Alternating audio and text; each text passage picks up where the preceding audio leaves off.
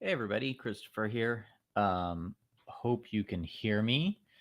I think I did a mic test, but you never know. So I hope somebody can. Let's see. Comments show up. Okay, so I'll be watching for comments. Meanwhile, I'm just doing this quickly because I'm actually very busy. Oh, it's coming back at me. Damn it. I didn't realize YouTube was going to do that. Okay, let's get back to it. All right. So, again, I don't think anybody is watching. I have no way of knowing, or maybe I do. I don't know.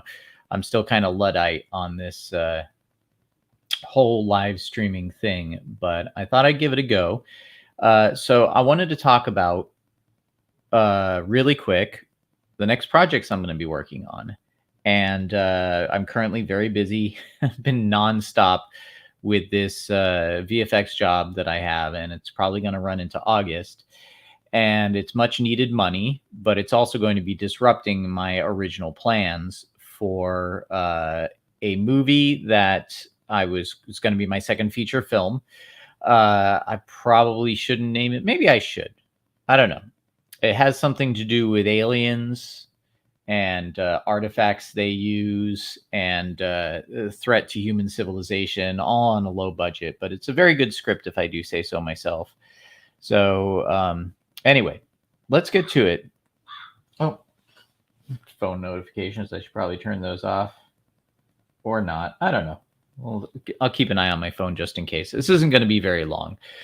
So, like I was saying, this movie is not going to be made as scheduled, and so I don't want to give up on it completely. So what I'm going to be doing is I'm going to be working on doing a proof of concept for it that'll only take a couple of days to shoot. That way people who are committed to the project are not left hanging. They're still going to be doing something. They're still going to be able to play roles for their characters. Originally, it was going to be we were going to fly in some actors. It's going to be a $25,000 budget. We were going to be on a property for about 10 days, shooting kind of ensemble style, really quick, hopefully well rehearsed. And I still want to do all that. The Quantum Terror has done very well. Should I take off these glasses? For now, I'll take off these glasses. They're reflecting back. So the Quantum Terror is doing very well on Tubi, and if you haven't seen it on Tubi yet, please go watch it there. I'm very proud of it. It's one of those movies where I think there's a lot of subtext going on that I think if you just kind of watch it at a glance and you don't really give it that much credit for what it is, you'd probably miss it. But there's a lot of subtext, subliminal stuff, symbolism going on. And anyway, I would like you to go on to Tubi and watch it. Look for that stuff. Look for what we did that was different, that was telling a story underneath the story. And then if you like it, I'd like to ask you to go on the IMDb for the Quantum Terror and rate it. Let me know what you think. You can be honest.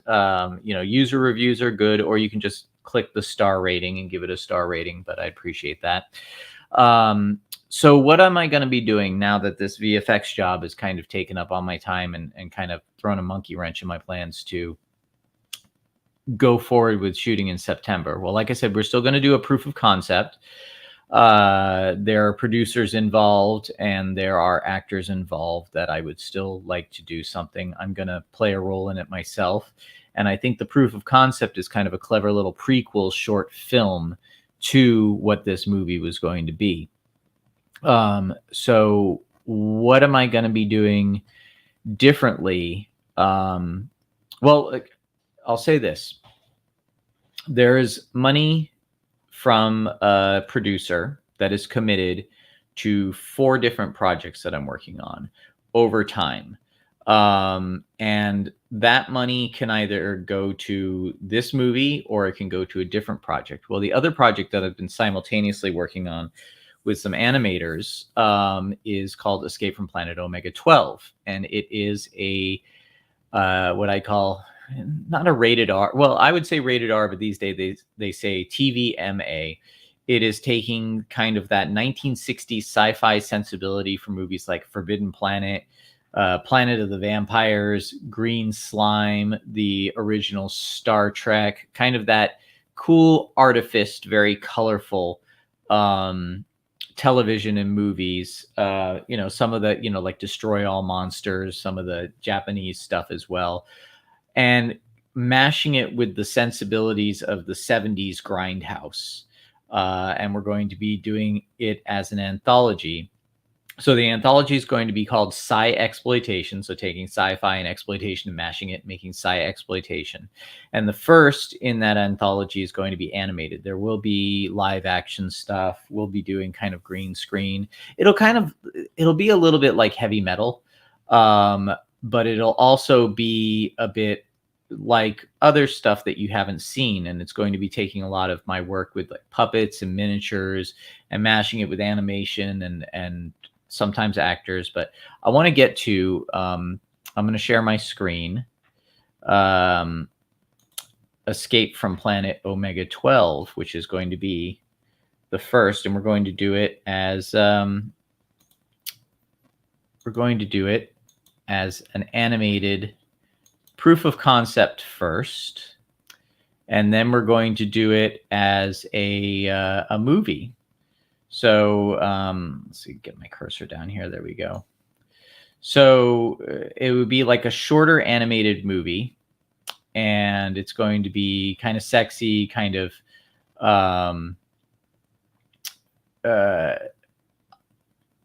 in a way fan servicey, but not fan servicey in the way that you tend to think of it when it comes to anime and that sort of thing. So unfortunately, I can't get the whole image up at once, or maybe I can. Let's see. Open image in new tab. See what that does. Yeah, so there we go. So that is kind of a poster that I did of it, and the idea is it's a woman who was marooned on a alien planet. She was the wife of a captain of a ship that was going to explore this planet, but there's an incident and the entire crew ends up being killed, and she is sent down to the planet in an escape pod, and she's obviously been caught unprepared for it.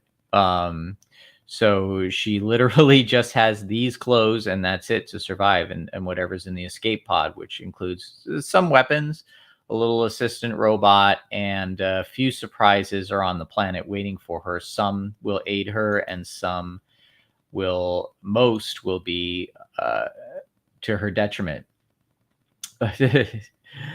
There'll be things that she has to survive. So let me go ahead and read what this says, which is, I'm just going to narrate this. So, science fiction and fantasy might be part of my earliest childhood memories. I remember the thrill of seeing that Star Wars crawl in the movie theater, wondering if Spock would truly die in Wrath of Khan, falling in love with the world of the Dark Crystal, and oh, so many other memories. TV offered Doctor Who, The Tomorrow People, and movies of Ray Harryhausen. Simulcast airings of 2001: A Space Odyssey, The Martian Chronicles miniseries that led me to realize that books contained more space-age daydreams than I could ever possibly hope to consume. So, by the way, for Americans who may not know, Tomorrow People, everyone knows what Doctor Who is now, but I was born in England, and I spent the first years of my life in England. So there was another show called Tomorrow People, and there was some weird stuff produced by BBC, which I was really wrapped up in as a small child, and really kind of sparked my imagination. So anyway, let me continue on. From there, I discovered H.G. Wells with his invading tripods and time machines. Edgar Rice Burroughs offered the dangerous adventures of Barsoom. Then came the Alien, the Predator, and the Terminator. On their heels were RoboCop, Alien Nation, and a plethora of low-budget VHS knockoffs that my two young eyes seemed no different. Oh, to my young eyes seemed no different than the big studio hits. I'm screwing up reading stuff that I wrote. If you were there, you get the idea. If you were born later, I hope you had some equivalent of experience. This is just stuff coming on TV and, Blockbuster Video. There was stuff coming at you and you didn't know what it was. So here's another concept illustration of what things might be like on the planet. Oh, how I wanted to be the first 10-year-old to command a Federation starship, become a Jedi, fall in love with the space princess that I rescued in my fantasies, befriend strange beasts that moved in stop motion, and live as a legendary hero known throughout the universe. I mean, who didn't? These are boy fantasies. These are things that young boys think about. At least when I was a kid, they did. I don't know what's preoccupying them now, but I hope it's some of this stuff. At the same time, I was well aware of how these stories were made. I knew all the directors, the authors, and as I got older, I jumped at every chance to see what went on behind the scenes. The animators, the model makers, the makeup artists. Universal Studios was only 40 minutes away, because I lived in California at the time.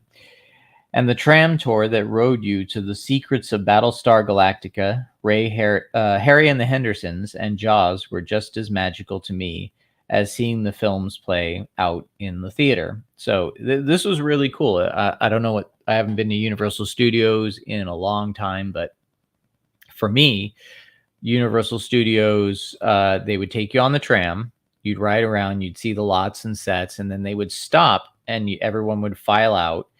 And you would get into this area where they would show you kind of like how Foley was done. They showed you one of the Battlestar Galactica models with a motion controlled camera. They had things like fake foam rubber bricks that they'd throw into the audience and freak you out. It's kind of fun. And then you would get back on the tram and they'd ride you through this Battlestar Galactica animatronics battle, and, Jaws would come out of the water. Anyway, so I wanted to make those models. I wanted to bring those creatures to life. I wanted to tell my own stories. Really, that's how you get to those characters. Sorry. Really, that's how you get to be those characters. You live those adventures through them. Yeah, because we can't fly through space like that.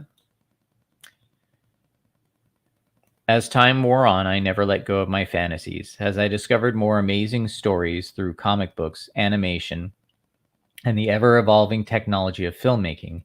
I became more excited at the new directions people were taking their stories in. Creators like Genndy Tartakovsky were breaking new ground with cartoon shows like Samurai Jack, Clone Wars, Symbionic Titan, and most recently his masterpiece Primal, which, by the way, the second series is starting to drop new episodes of, and if you haven't seen it, it's incredible. I absolutely love Genndy Tartakovsky's work. Yeah, I think he's a master storyteller, probably the best we have in this world right now. I think you'll see his influence in my own style within the images I post here. Filmmakers like Robert Rodriguez were taking the low-budget art of Grindhouse and making it new again in the digital era with movies like El Mariachi and Planet Terror, which to my disappointment took place on Earth, but I'll get to that. Don't worry. I still thought it was great. I did. I thought that Planet Terror was actually pretty cool, and I realized that it didn't resonate with audiences, and I've watched it since and kind of figured out why. I think he went a little too over the top with the Grindhouse sensibility rather than trying to integrate it in with modern day aesthetics and filmmaking techniques. I think he went too hard in the paint with trying to stay faithful to that 70s Grindhouse aesthetic, which I'll probably get into another time why that's not entirely necessary. I think people maybe 10 years ago, if they didn't have access to as good a cameras as they'd like, they would do that Grindhouse aesthetic. Oh, the porn bot's coming in. How do we block user? There we go. Yeah, you know, if you didn't have access to as good a camera, then you would go ahead and dirty up the footage with scratches and stuff artificially, digitally, and you could get away with the grindhouse look. But there's more to the grindhouse aesthetic than just scratchy film and that sort of thing. So anyway, getting back to it, what was and what I thought it was. I suppose I should tell you all why I asked you here. Stole that line from Ray Bradbury, which I think he stole it from other people too. What is Escape from Planet Omega-12? What's Sci-Exploitation, formerly Girl in the Window? Girl in the Window was another short film, and I was originally going to call this Girl in the Window Sci-Fi Anthology, and then I thought, wait, no, that's not going to make sense to anybody. But anyway, Sci-Fi Anthology. Yes, Sci-Exploitation, Sci-Fi Anthology for that matter. In short, it's everything we hope a space adventure is going to be when we show up for these things. It's the promise of the racy movie poster with the scantily clad heroine in distress, the strange creatures on the verge of devouring her, the zooming spaceships, the space guns, and the alien worlds, all cranked up to cross the line that the studio censors and the rating system always teased but never fully delivered. Never fully delivered on. Well, sometimes they did. A little bit, but only for a few seconds here and there. Usually it was Paul Verhoeven or Roger Corman if we got anything. So here's another image. By the way, in the future, I'll do non-live stream. Let's see. Open image, new tab. So I'll do a non-live stream readings of some of the other stuff. And hopefully I'm a little choppier, a little more rusty at this than I usually am. I haven't done live streams in a while, but this I have uncensored versions of on my Substack. So I'll leave a link to the Substack in the description later on. And I'll do readings of other articles that have the uncensored stuff, but I won't do them live because I'll have to censor for YouTube. Anyway, moving on. So this is concept art for Escape from Planet Omega-12, and the character's name is Tara. And you can see this kind of that colorful sci-fi aesthetic. Let me go to the other thing. And the, that kind of beautiful but kind of athletic aesthetic of Frank Frazetta, I would hope. Anyway, let's see. Let's move on. And by the way, yeah, if my choppy reading bothers you, go and read these on my Substack and leave a comment. Okay, so unfortunately, in the era of not wanting to offend anyone, marketers wanting to keep everything family friendly to reach the broadest possible demographic, and making it all packageable for overseas sales, we don't get much reason to hope for content like that these days. Hey, who can blame producers, though? It's true. You have to tone things down a bit. You have to tone things down a bit if you want to make your money back. However, I do believe there is an audience for sci-fi fantasy that should be off limits for kids. So I came up with what I think is a good solution. So, by the way, you may see this is kind of a Fire and Ice inspired. Can I open this in another tab? Yeah. Fire and Ice inspired walk cycle test, where I used just footage of a woman walking and did frame by frame rotoscope animation at 12 frames per second. So it's 2:2 animation. And or 1:2, I forget. Anyway, so yeah, this was a walk cycle test where, like I said, I took that footage and created this character. I think it looks pretty good, but I think we're going to be going for the characters with 3D. But I am going to be using miniatures for the backgrounds, kind of like the old Fleischer cartoons with Popeye, where Popeye would be hand-drawn, but the backgrounds would be miniature. Anyway, Sci-Exploitation is going to be an anthology of such stories. First as comic books, I wrote. I'm changing the plan a bit since I did this. I do want to do comic books, by the way. So anyway, first is comic books, and then is animation and possibly some live action that gives everyone what they want in different versions.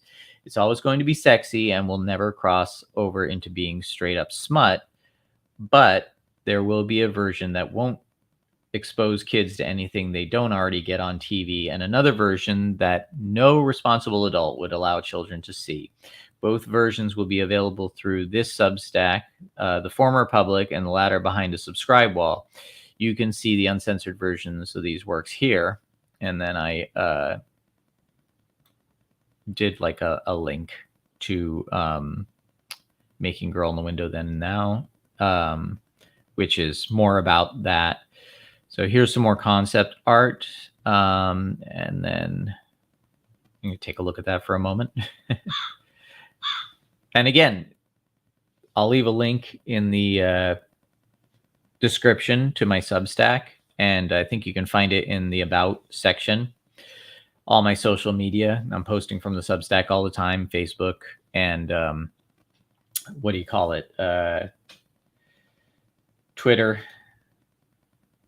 Minds.com. I'm on there as well. I'm on MeWe and Getter. I'm trying to spread myself across all social media. You never know who's going to see it. I'm having good success on Minds, actually, with the Quantum Terror. Anyway, okay. But what kind of stories will they be? Again, mainly they'll be aimed at adults, by the way. And I'm very much in favor of, like what I've said before in my social media, if you haven't missed it. But, there should be stuff for adults. And kids should not watch it. I'm very much for not exposing kids to content. I believe in keeping them innocent. But I believe that, my neck. I believe that adults should get to have stuff to watch after they could put the kids to bed. So anyway, it was the longest time before I finally saw the 60s cult classic Barbarella. And I have to admit, after years of seeing the old trailers and little clips here and there from the movies, I was so disappointed. The promise of what that movie was in my mind and what it actually turned out to be were so far apart. I mean, it was a corny movie, and it was like not even trying to be good. Sorry, my neck's still stiff. Sometimes I feel like people making movies for audiences, they have this very kind of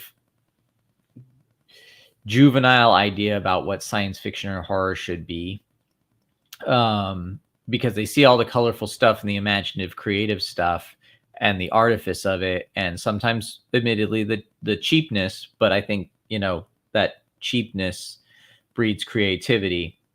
But then they think it's just dumb and made for dumb people, and so they make stories that are dumb. And the story of Barbarella was just dumb. And I think you can be colorful and creative like this without being dumb. And I kind of resented Barbarella for being so idiotic and boring. Boring. I don't like boring stuff. I don't want to bore you. I want to really entertain you. So then I realized the movie I wanted to see did exist in my mind. Other movies came closer, but also failed to hit the mark. Planet of the Vampires, Green Slime, and It, the Terror from Beyond Space got close, and occasional movies like Forbidden Planet and Robinson Crusoe on Mars hit a home run, but they did it in a tame way.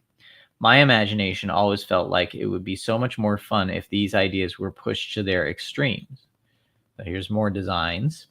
I had fun doing these in Photoshop. My friend Neville Page, who is a designer for Hollywood, does a lot of Star Trek stuff. Don't hold it against him.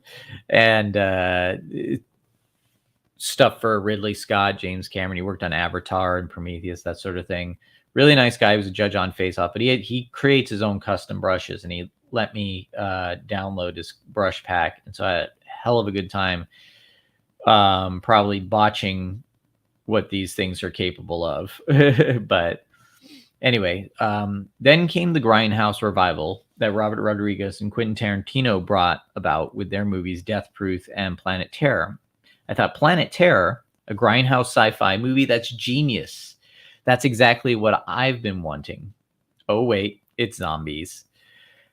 Zombies. Like I said before, I liked it, but it wasn't what my brain was conjuring. I do like zombie movies, by the way, but I really got hit hard with the oversaturation. I was watching zombie movies long before they became popular. Another design. This is kind of a little, she's still athletic, but this is kind of going into a little more of a cartoony aesthetic, which I think will help the animation. What I really like about Genndy Tartakovsky's work is that he really is very good at being minimalist and then, you know, using minimalist storytelling to tell really compelling stories. So more designs here. Come back. Now I wanted to bring you all the things. Excuse me. I'm getting congested all of a sudden. It's making it hard to read.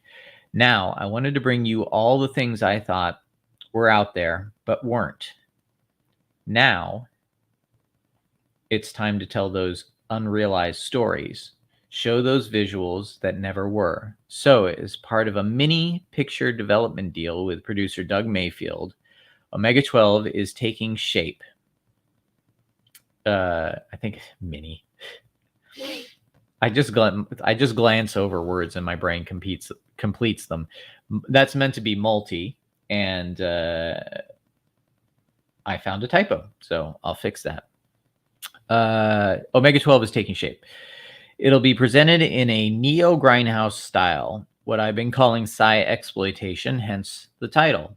So check these guys out. I'm proud of this drawing. I like this kind of rough concept of these kind of weird bat pterodactyl aliens that are on the planet. And this guy is fun too, kind of like a part possum, part rat with multiple eyes type thing going on. Hey, Scribe. Thanks for tuning in. I considered sending you a link, but I just decided to do this impromptu, and I'm going to be getting off soon, but I will be hitting you up to be part of my live stream again soon. So I'm just going through the Substack article if you're just joining and reading it out. So I'm going to continue. So I'm not going to give away the plot of Escape from Planet Omega-12. I kind of did a little bit in my intro to this. But as you can see from the artwork, we're going to have some fun. No drab utilitarian futurism here. We're going to be on adventures, ray guns blazing. Other stories will be presented under Sci-Exploitation, including a story titled Girl in the Window, which honestly was my first attempt at doing this years ago that never got off the ground. I'll tell the tale of that another time, but I think it's worth trying again, and I do. It's going to be fun. You're working, Scribe. Oh, thank you very much. Yeah. So here's censored version of a piece of Girl in the Window art I did. So Girl in the Window was a lot of fun, and we actually did shoot it. The contract, I screwed up the contracts, and one of the people acting in it kind of started to make a name for themselves, and they were worried that the kind of exploitive nature of Sci-Exploitation or Girl in the Window would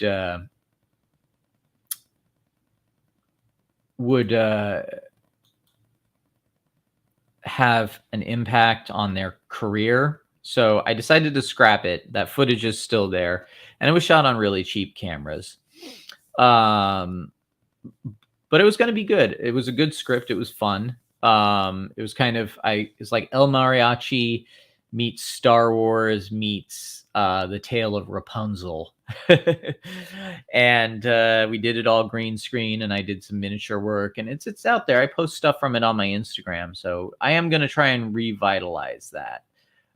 So anyway, I'm looking forward to bringing this all to you and showing you how I'm creating it as I go along with behind the scenes of our animation test designs, casting, and practical effects. So let's fly. And there's, let's open that image in another tab. Geez, the bots are coming in. See if we can keep them at bay just a little longer, and then I'll wrap up this live stream. So yeah, here's some artwork that this is a Photoshop sketch that I did. Very rough. This character here, I think I just did. It's probably still showing up on your end, but I blocked all the bots. Anyway, yeah, this is the Photoshop stuff. And maybe Scribe, I'll get to your advice on bots when we talk next. So yeah, this is a character here. I'm not going to go into too much yet. This is Blip, her little robot assistant, and there's going to be other characters. So again, animation. It would be fun to go with this rotoscope style, but I don't think it's going to track with just modern sensibilities. I think there was some film that came out not too long ago where they went for the Fire and Ice rotoscope style, and it was kind of neat to see, but it was also kind of dated.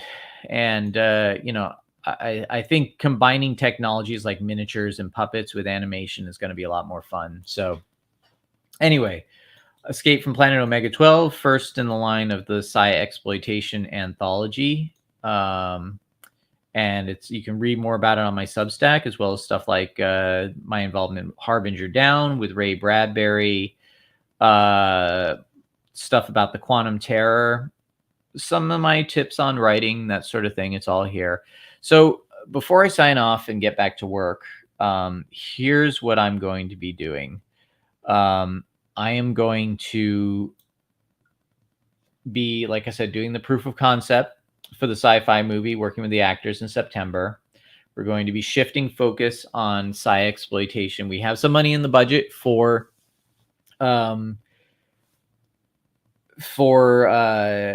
things that we need equipment-wise, programs, that sort of thing. But what I don't have money in the budget for right now is my income.